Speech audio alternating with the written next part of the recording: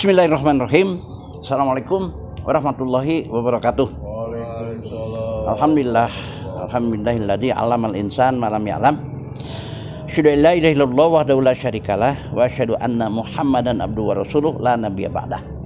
Saudara sekalian, kita panjatkan puji syukur kehadirat ilahi Rabbi. Alhamdulillah kita dapat berkumpul kembali untuk bersama-sama membahas berbagai aspek petunjuk dari Al-Quran yang khususnya yang wabil khusus tentang peristilahan yang dalam Al-Quran. Saudara sekalian, kita sekarang akan membahas tentang otak manusia. Nah, dalam Al-Quran otak manusia itu dibagi 3: qalbun, sodrun, afidah. Jadi otak manusia itu dibagi 3 bagian: qalbun, sodrun, afidah. Qalbun itu dalam Al-Quran masuknya kepada inti otak yang menggerakkan aktivitas tubuh kita, itu komandonya di qalbun itu. Yang orang suka disebut hati. Padahal qalbun itu otak, alat untuk berpikir. Otak menerima wahyu. Wahyu itu turunkannya ke qalbu. Nazzalahu ala qalbika. Malaikat Jibril menurunkan wahyu kepada Nabi Muhammad itu ke qalbunya. Nazzalahu ala qalbiha. Kul man kana aduwwa li Jibril fa innahu nazzalahu ala qalbi. Jadi Jibril itu menurunkan wahyu dari Allah kepada qalbu Rasul. Makanya tidak ada yang namanya wahyu lupa lagi. Bayangkan Al-Quran 30 juz, Rasul tidak lupa. Gimana kalau lupa? Qalbun, rasa takut di qalbun itu ya. Alat untuk berpikir, yafqahun, untuk memahami, itu qalbun. Satu lagi, yang kedua adalah sodrun. Sodrun sering umumnya memahami umat. Sodrun itu dada. Maka ada istilah lapang dada, berlapang dada. Sodrun dalam Al-Quran, kalau kita menggunakan metode Al-Quran bil Quran, ayat-ayat yang berbicara sodrun itu kurang lebih ada 42 ayatan. 42 ayat kurang lebih yang berbicara tentang sodrun. Sodrun itu ternyata setelah diteliti, dikaji, itu bagian daripada otak. Seperti gini, orang memberikan pemahaman kepada kita yang kita tidak bisa menerima. Di mana tidak bisa menerima? Kan itu di otak. Tidak bisa menerima pemahaman di otak. Orang memberikan sebuah pemahaman yang berbeda. Kita dengan istilah berlapang dada menerima walaupun berbeda. Itu di otak, bukan dada. Saudara sekalian, dalam Al-Quran yang sodrun itu ada 40 ayat lebih, kurang lebih. Itu ternyata sodrun itu multifungsi. Fungsinya banyak.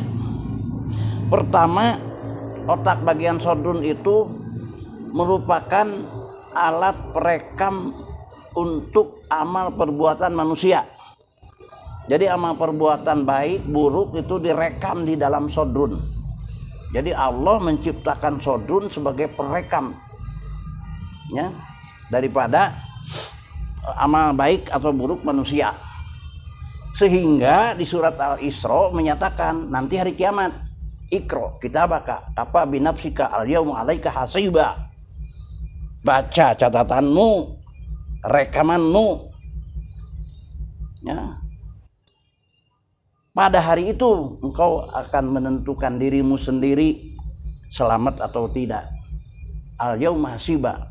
Pada hari itu engkau telah bisa menentukan sendiri selamat atau tidak. Apa yang dibaca? Rekaman yang ada di dalam sodrun itu nanti dibacakan kepada kita. Kemudian saudara hadirin sekalian, sodrun juga ini yang dikatakan otak bagian sodrun itu otak yang multifungsi. Di surat Al-A'raf ya, ayat 2 Itu sodun juga adalah rasa berat untuk menerima pemahaman orang lain. Itu di otak bagian sodun. Ya. Rasa berat untuk menerima pemahaman orang lain. Itu adalah juga di dalam otak bagian sodun. Kemudian di surat Az-Zumar ayat 22 juga di dalam sodun tempatnya terbuka untuk menerima pendapat orang lain. Rasa terbuka terhadap pendapat orang itu adanya sodun, otak bagian sodun. Selanjutnya juga di dalam surat surat Yunus ayat 57, di dalam otak bagian sodun juga adalah program tingkah laku tidak baik. Itu di sodun. Ya, umpama kita akan melakukan ini, yang itu adalah tidak baik. Itu di sodun adanya program itu. Ya. Selanjutnya juga ya, di sodun itu sendiri juga otak bagian menerima ilmu. Surat Al-Ankabut ayat 49. Jadi ilmu, kita belajar tentang keilmuan apapun itu masuknya ke sodrun, bukan ke kolbun, ke sodrun. Selanjutnya juga di dalam Al-Quran menyatakan di surat Al-Hasr ayat 9, rasa ingin, ya ingin berbuat apa saja, rasa keinginan itu adanya di otak bagian sodrun, bukan di kolbun. Ya ingin berbuat baik, ingin berbuat jelek, ingin apa saja, rasa ingin itu adanya di otak bagian sodrun. Selanjutnya hadirin sekalian, di otak bagian sodrun juga surat Al-An'am ayat 125 menerangkan kelapangan untuk menerima pendapat orang. Nah ini yang disebut lapang dada itu. Jadi bukan dadanya yang lapang, otak kita bagian sodrun ya, bisa terbuka menerima pendapat orang lain. Surat Al-An'am ayat 125. Saudara sekalian, kemudian di sodrun juga adalah surat Al-Adiyat ayat 10 menerangkan memunculkan rekaman. Nah, seperti kita di SD nih, Pak. Kan masih ingat kalau di SD kita main-main dengan teman, siapa temennya, kita berangkat ke kemana, itu SD, apalagi SMP. Ingatan masa lalu yang kita kerjakan dimunculkannya itu di sodrun. Muncul, saya ingat dulu begini. Saya ingat dulu begini. Itu di sodrun yang memunculkan rekaman itu. Saudara hadirin sekalian,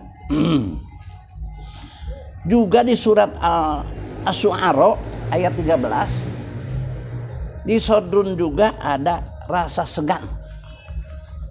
Nah, rasa segan, kita segan dengan orang lain, ya bahasa Padang deh, sagan awak. Sagan awak. Rasa segan, itu rasa segan itu ada. Segan oleh si A, si B, si C. Malu, rasa segan. Ewuh pakai wuh. Nah, ewuh pakai wuh. Itu adanya sodrun itu, otak bagian sodrun. Nah, selanjutnya juga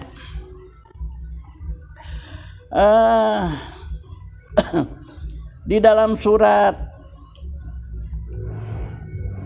Al-Insyirah, Al-Insyirah ayat 1, kelapangan wawasannya lapang, wawasannya banyak, itu adanya di sodrun. Waduh hebat, dia wawasannya banyak, wawasannya luas, itu adanya di otak bagian sodrun. Ya, wawasan luas ya. Hadirin kaum muslimin, hadirin sekalian, selanjutnya di otak bagian sodrun juga Di surat Mukmin ayat 19 itu rasa hasud, rasa dengki itu disodrun. Kita hasud kepada orang lain, dengki kepada orang lain itu disodrun. Selanjutnya juga surat Mukmin ayat 50, ayat 56 rasa takabur itu disodrun. Kemudian di surat Mukmin ayat 8 juga di dalam sodrun program cita-cita tujuan. Jadi kita kalau memprogramkan sesuatu tujuan apa itu adanya di otak bagian sodrun. Kemudian surat Al-Hasyr ayat 9 di sodrun juga otak bagian sodrun ada rasa tanpa pamrih. Kita membantu tanpa pamrih itu di otak bagian sodrun adanya. Kemudian di surat Al-Hasyr ayat 13 juga menyatakan rasa pengecut.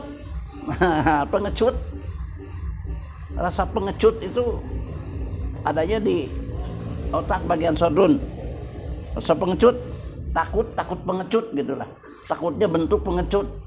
Itu adanya di otak bagian sodrun.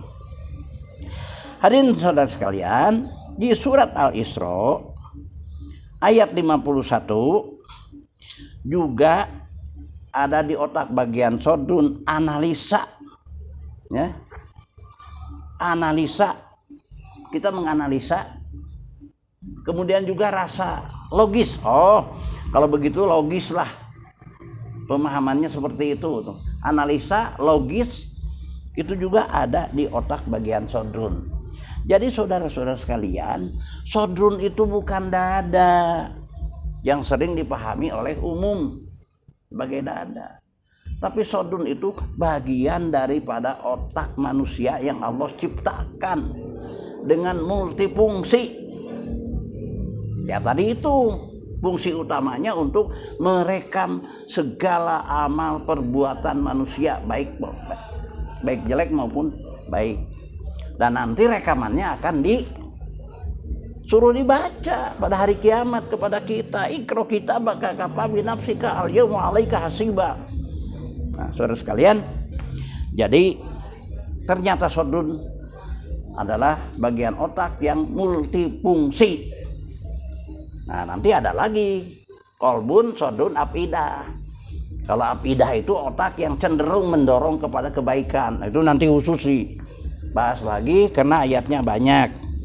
Jadi kita dengan mempelajari Al-Quran, menggunakan metode Al-Quran bil Quran, istilah-istilah itu dapat kita ketahui dengan tepat apa yang dimaksud istilah itu menurut Quran, artinya menurut Allah. Mudah-mudahan dari berian yang singkat ini menambah wawasan kita untuk lebih bisa memahami Al-Quran menurut apa yang dimaksud Quran itu sendiri. Barakallahu walakum. Assalamualaikum warahmatullahi wabarakatuh. Waalaikumsalam.